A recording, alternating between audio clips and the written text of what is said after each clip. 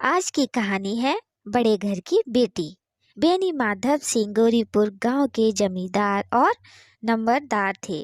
उनके पितामह किसी समय बड़े धन धान्य संपन्न थे। गांव का पक्का तालाब और मंदिर, जिनकी अब मरम्मत भी मुश्किल थी, उन्हीं की कीर्ति स्तंभ थे। कहते हैं इस दरवाजे पर हाथी घूमता था। अब उसकी जगह एक बूढ़ी भैंस थी, जिसके शरीर में अस्थि पंजर के सिवा और कुछ शेष ना रह गया था। पर दूध शायद बहुत देती थी, क्योंकि एक न एक आदमी हांडी लिए उसके सिर पर सवार ही रहता था। बेनी माधव सिंह अपनी आधी से अधिक संपत्ति वकीलों को भेंट कर चुके थे।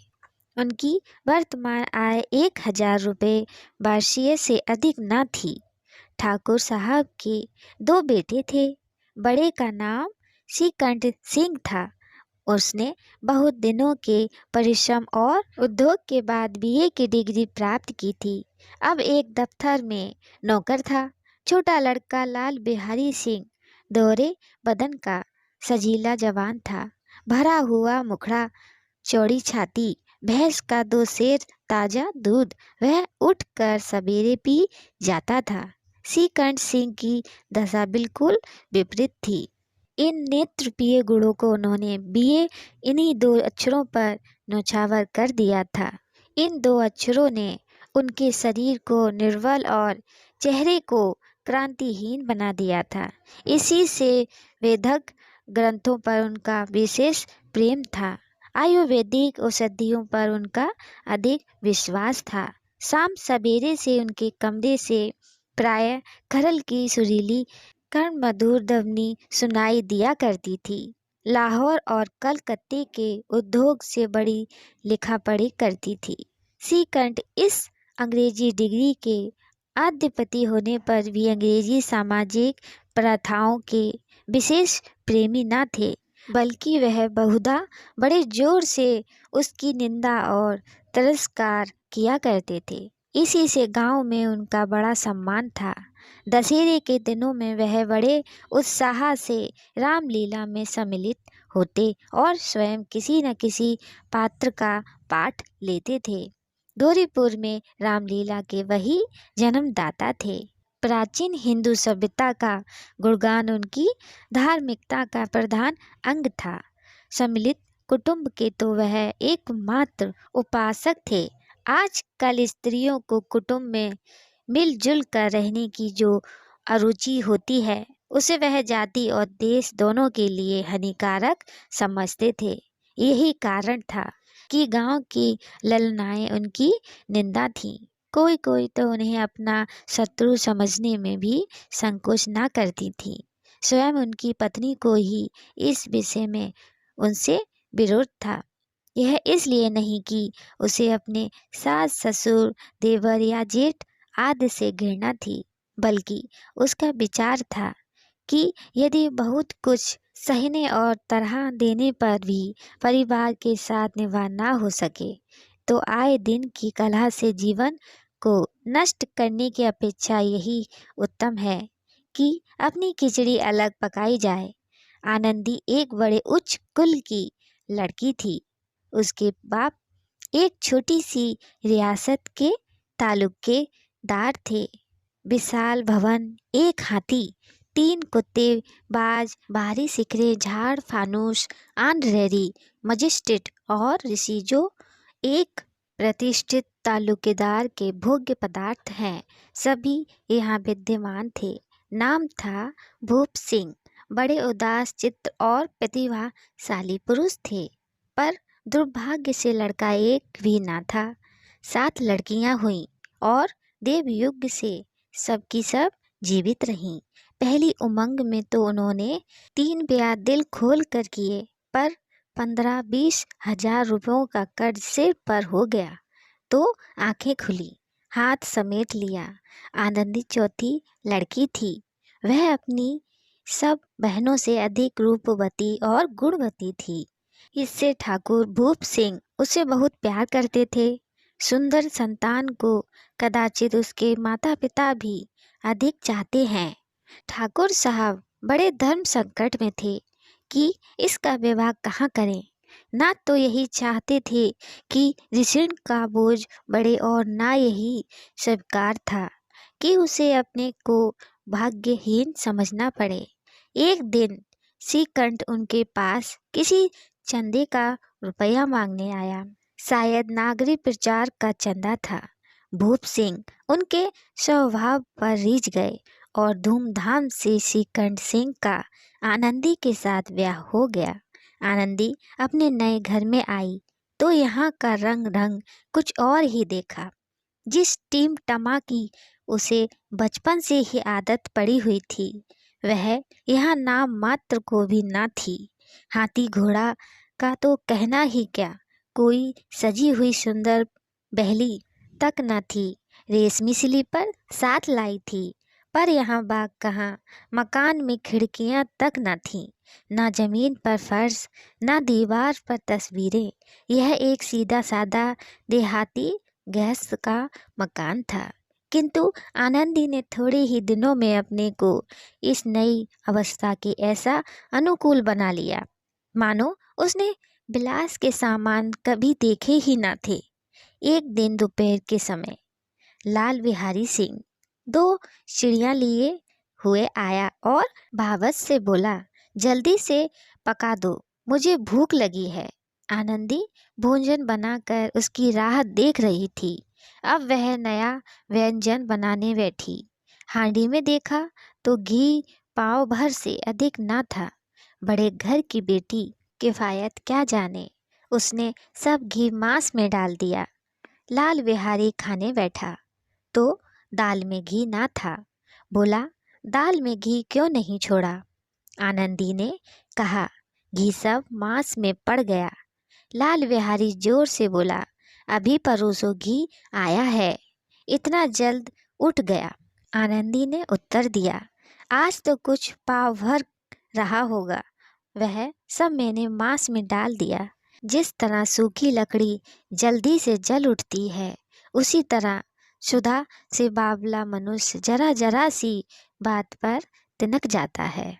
लाल बिहारी को भावच की यह ठिठाई बहुत बुरी मालूम हुई। तिनक कर बोला, मैके में तो चाहे घी की नदी बहती हो, स्त्री गालियां सह लेती है, मार भी सह लेती है, पर मैके की निंदा उससे नहीं सही जाती। आनंदी मुंह फेर कर बोली, हाथी मरा भी तो 9 लाख का, वहाँ इतना घी नित्य नाई कहार खा जाते हैं। लाल बिहारी जल गया, थाली उठाकर पलट दी और बोला, जी चाहता है जीभ पकड़कर खींच लूं। आनंदी को भी क्रोध आ गया, मुंह लाल हो गया। बोली, वह होते तो आज इसका मजा चखाते। अब अपड़ जपड़ ठाकुर से ना रहा गया। उसकी स्त्री एक साधारण जमींदार की बेटी थी। जब जी चाहता उस पर हाथ साफ कर लिया करता था। खड़ाऊ उठाकर आनंदी की ओर जोर से फेंकी और बोला, जिसके गुमान पर फूली हुई हो उसे भी देखूंगा और तुम्हें भी। आनंदी ने हाथ से खड़ाऊ रोकी, सिर बच गया, पर उंगली में बड़ी चोट आई। क्रोध के मारे हवा से हिलते पत्ते की भांति कांपती हुई अपने कमरे में आकर खड़ी हो गई। स्त्री का बल और साहस, मान और मर्यादा पति तक है। उसे अपने पति के ही बल और पुरुषत्व का घमंड होता है। आनंदी खून का घूंट पी कर रह गई। श्रीकंठ सिंह शनिवार को घर आया करते थे। बृहस्पति को यह घटना हुई थी। 2 दिन तक आनंदी कोक भवन में रही, ना कुछ खाया ना पिया, उनकी बाट देखती रही। अंत में शनिवार को वह नियमानुकूल संध्या समय पर आए और बाहर बैठकर कुछ इधर उधर की बातें, कुछ देश काल संबंधी समाचार तथा कुछ नए मुकदमों आदि की चर्चा करने लगे। यह वार्तालाप 10 बजे रात तक होता रहा। गांव के भद्र पुरुषों को इन बातों में ऐसा आनंद मिलता था कि खाने पीने की भी शुद्धि ना रहती थी। श्रीकंठ को पिंड छुड़ाना मुश्किल हो जाता था। ये तो 3 घंटे आनंदी ने बड़े कष्ट से काटे।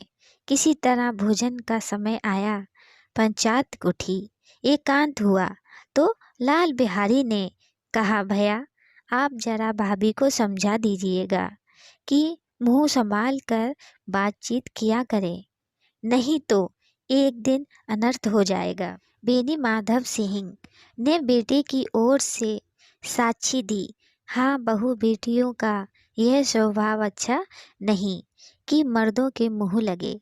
लाल बिहारी, वह बड़े घर की बेटी है तो हम भी कोई कुर्मी कहार नहीं है। श्रीकंठ ने चिंतित स्वर में से पूछा, आखिर बात क्या हुई? लाल बिहारी ने कहा, कुछ भी नहीं, यूं ही आप उलझ पड़ी। मेके के सामने हम लोगों को कुछ समझती ही नहीं। श्रीखंड खा पी कर आनंदी के पास गए। वह भरी बैठी थी।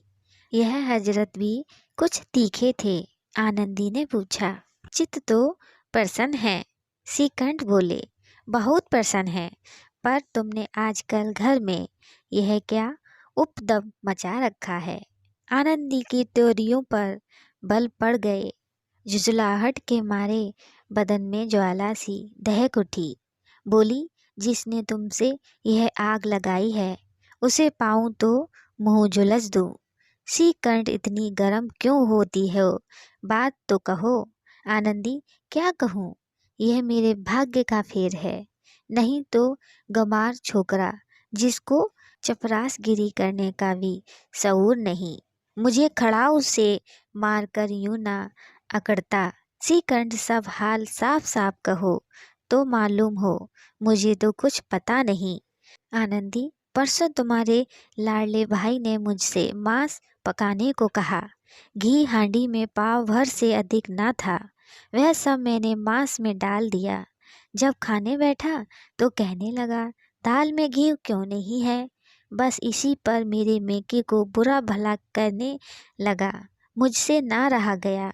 मैंने कहा कि वहाँ इतना घी तो नायकहार खा जाते हैं और किसी को जान भी नहीं पड़ता। बस इतनी सी बात पर इस अन्यायी ने मुझ पर खड़ाऊ फेंक मारी। यदि हाथ से ना रोक लूं तो सिर फट जाए। उसी से पूछो, मैंने जो कुछ कहा है वह सच है या झूठ? श्रीकंठ की आंखें लाल हो गईं। बोले, यहाँ तक हो गया इस छिछोरे का यह साहस?